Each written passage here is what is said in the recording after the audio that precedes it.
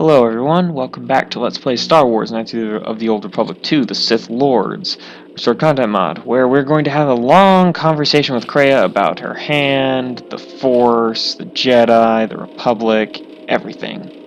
Have you come for more answers? There is little more left to give. Your hand, is there anything I can do? This wound is a physical thing and will fade with time. It was necessary. Some things may only be learned from sacrifice. If I could, I would have protected you. Save your pity. I am here to save you, not the other way around. Looks to me like you're the one who needs help. I do not need your condescension nor your lectures. If anyone needs training and guidance, it is you. The pain I felt when you lost your hand. What if it had been more intense? I do not know.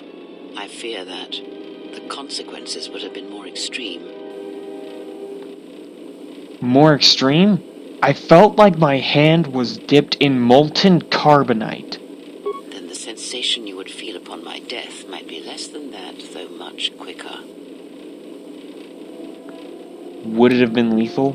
Possibly, yes, and I fear it works both ways. I would not wish to test it, nor should you. Well, what can we do? I don't want my actions to place you at risk. When battle is upon us, I suspect our minds are prepared enough to shield each other from the pain. I think we shall not have a repeat incident of what happened in Paragas. How could this bond have happened? I confess its nature eludes me as well, but the bond is strong, and its roots run deep. It seems the Force flows easily between us.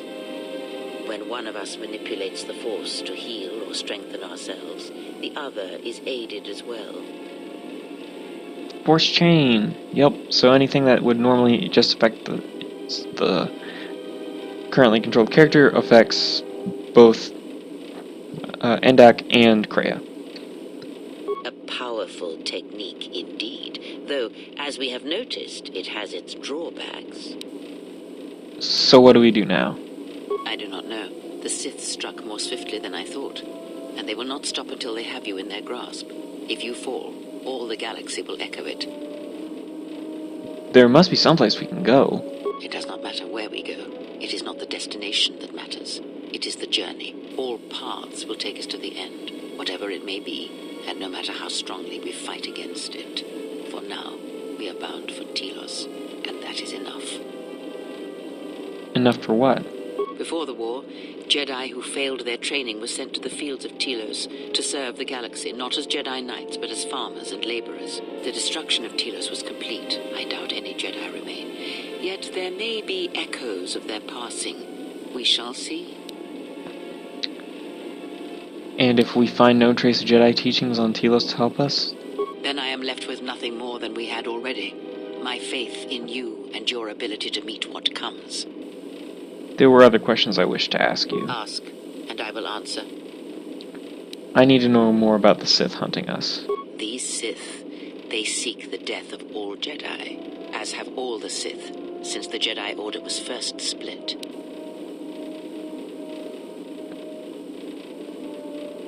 There was another Jedi Civil War?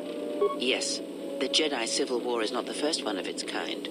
Thousands of years ago, the Jedi had another civil war that split the Order. It was a terrible thing. A faction among the Jedi abandoned the teachings of the Order, following their own path.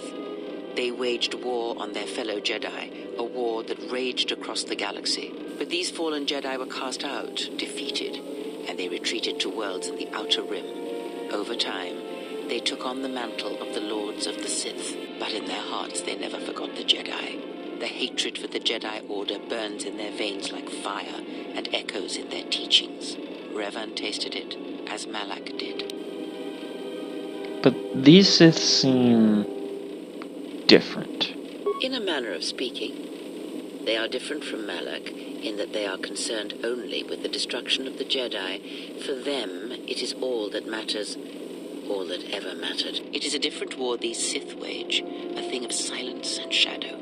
They strike from the darkness, hiding from the face of the galaxy until all Jedi are exterminated. After all the Jedi are gone, then the galaxy is theirs, no matter whether the Sith or the Republic rules. It is the dark side that shall reign, unchecked. I've never seen Sith assassins like those on the Harbinger. I believe them to be the result of special teachings. Their apparent weakness against you is evidence of this. Those Sith assassins can sense their prey through the Force. It is like a hunger. They feed and grow stronger when they are near Force sensitives. The stronger their prey is in the Force, the deadlier they become. As long as you were cut off from it, you were able to evade their sight. But after Paragus, I fear that you will be no longer shielded from their eyes, or the eyes of their masters. The stronger you grow, the more will come. There were other questions I wished to ask. Ask, and I will answer. When we were on Paragus, I could feel the Force again. Indeed. And was it the same as before? No, it felt different. Faint. If my suspicions are correct, perhaps the damage the Jedi Council did was not as permanent as they thought. It is not an easy thing to cut one off from the Force. Wait, the Jedi did this to me? What did you believe? That you suddenly lost your connection with the Force without reason? But to cut one off from the Force, it's like losing all your senses at once. Indeed it is. It is much like losing one's ability to listen, or being put into a deep sleep, unable to awaken to the galaxy around you. Such a thing has been done before, when Jedi have pronounced sentence on their own, and exiled them as they did you. I don't believe the Jedi would inflict such a punishment on someone. It seems too cruel. If not the Jedi, then what did you think was the cause of such a loss? I had thought the Mandalorian war's the cause. I did much that I'm not proud of. War leaves many scars, but rarely does it blind one to the Force.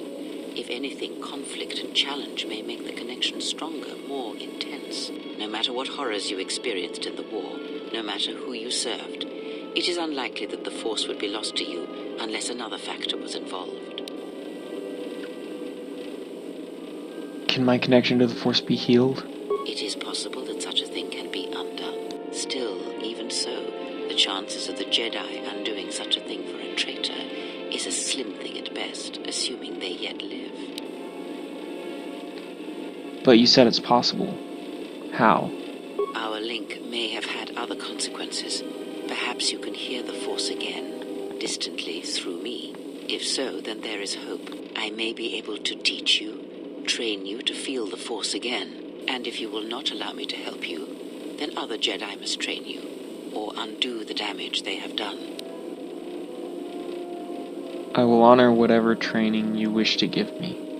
Do not honor me, fallen Jedi. Honor it by listening and learning. Do that, and perhaps we shall survive this thing, you and I. I offer to train you to become strong again, to know the ways of the Force, and to hear the Force sing within you as it once did. I would welcome whatever aid you offer. Then our training shall begin. Whenever I travel with you, I shall impart what I can to you, through my words and presence. There were other questions. Ask, and I will answer. Can you tell me what has happened since the Mandalorian Wars? Much has happened in the galaxy in your absence, and since the defeat of the Mandalorians at Malachor 5. I want to know about Revan and Malak. As you know, Revan and Malak went to war against the Mandalorians, and you followed under Revan's banner. As Revan and Malak fought the Mandalorians in battle after battle, they grew to despise weakness, just as the Mandalorians did. In the end, the Mandalorians had taught them through conflict, shaped the Jedi, and turned them into a weapon against the Republic. And that was the Jedi Civil War. Revan and Malak, and all the Jedi that served them, turned against the Republic and the Jedi Order. Jedi fought Jedi. Revan was ambushed by the Jedi and captured. Malak continued to wage war in his master's place, inflicting terrible wounds on the Republic. Wounds wounds that bleed still. How were Malak and the Sith defeated? As all Sith do, without a strong enemy, the Sith turned on each other. Revan escaped the Jedi and returned to finish Malak, and that was the end of the Jedi Civil War. But what happened to Revan? No one knows, certainly not I. After defeating Malak, Revan left the Republic, and there are none who know where she has gone. It is said that the Sith remnants turned on themselves after Revan defeated Malak, reducing Korriban to ruin as the Republic still bleeds and struggles for life. Where Revan wanders now, I do not know. So Revan saved the Republic? It would seem that way from a certain point of view, perhaps.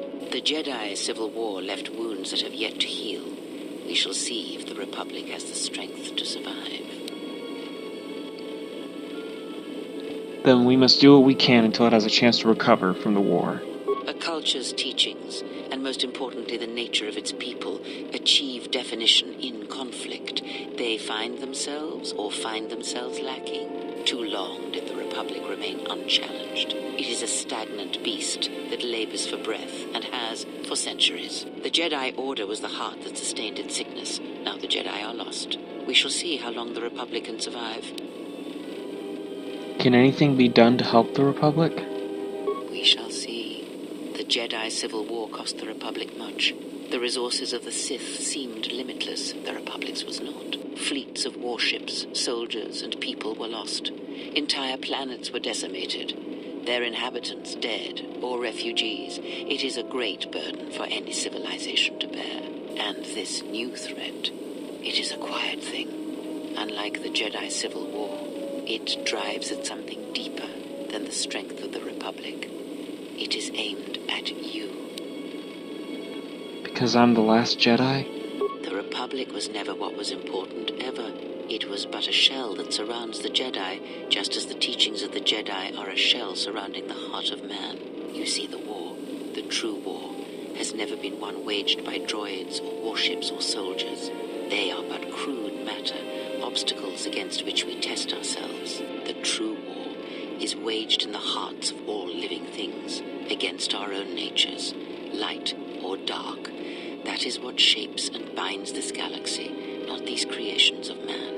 You are the battleground, and if you fall, the death of the Republic will be such a quiet thing, a whisper, that shall herald the darkness to come. This is a lot to take in at once. I'm gonna need some time to reflect on this. I would see to that fool in the cockpit, and remind him of our destination. I would not want him attempting to veer from Telos. The fool has a name. I'd like you to start using it. He is a fool and an imbecile. His potential lies downwards, not up. Watch that one. His thoughts are slippery. I do not trust him, and nor should you. Such a man serves himself first, and his allies next.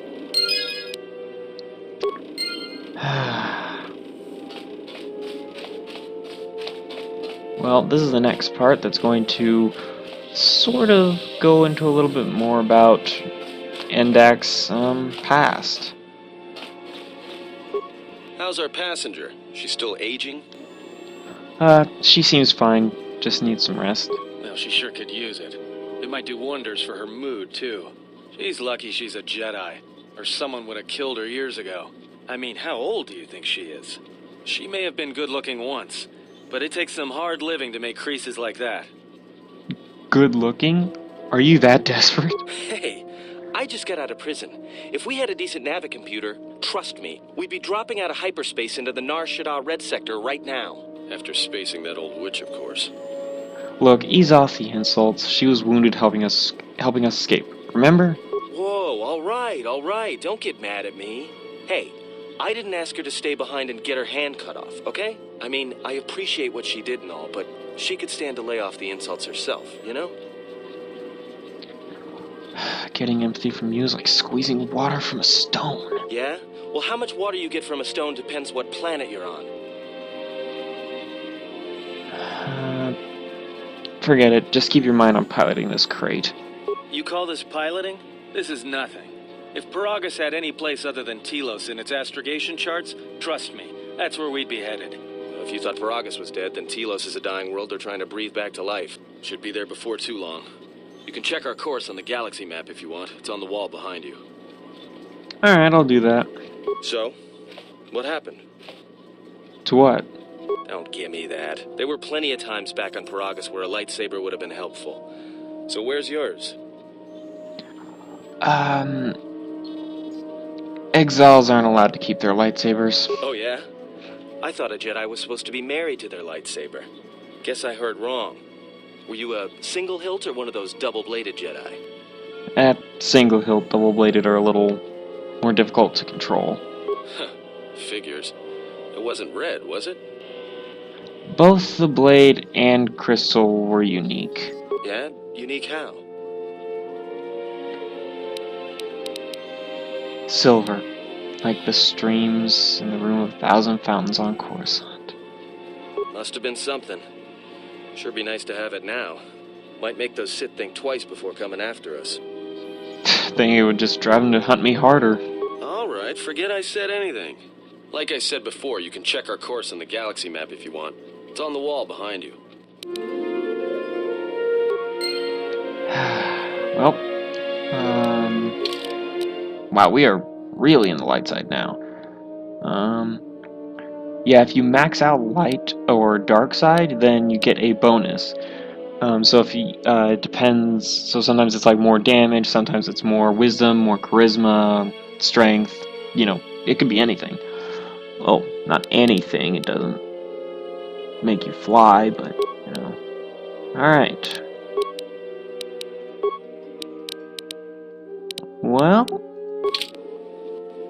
we will go to Telos in the next episode. Thanks for watching. Bye.